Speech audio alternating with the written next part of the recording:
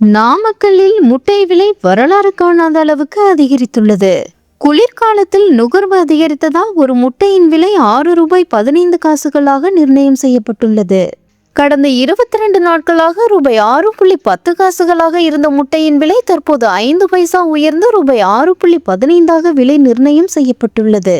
மற்ற மண்டலங்களின் விலை உயர்வு, உற்பத்தி குறைவு, தேவை அதிகரிப்பு, குளிர்காலம் என்பதால் வட மாநிலங்களுக்கு செல்லும் முட்டைகளின் எண்ணிக்கை அதிகம். மேலும் குளிர்காலம் என்பதால் முட்டைகளை அதிகம் விரும்பி சாப்பிடும் எண்ணிக்கை அதிகம் உள்ளிட்ட காரணங்களை மேற்கோள் காட்டி தேசிய முட்டை ஒருங்கிணைப்பு குழு இந்த முட்டையின் விலையை அறிவித்துள்ளது. நாமக்கல் மண்டலத்தை பொறுத்தவரையில் 1100க்கும் மேற்பட்ட கோழி பண்ணைகள் உள்ளது. இங்கு 7 கோடிக்கும் மேற்பட்ட முட்டை கோழிகள் வளர்க்கப்படுகின்றன. அவற்றின் மூலம் தினசரி சுமார் 6 கோடி முட்டைகள் உற்பத்தி செய்யப்படுகின்றன.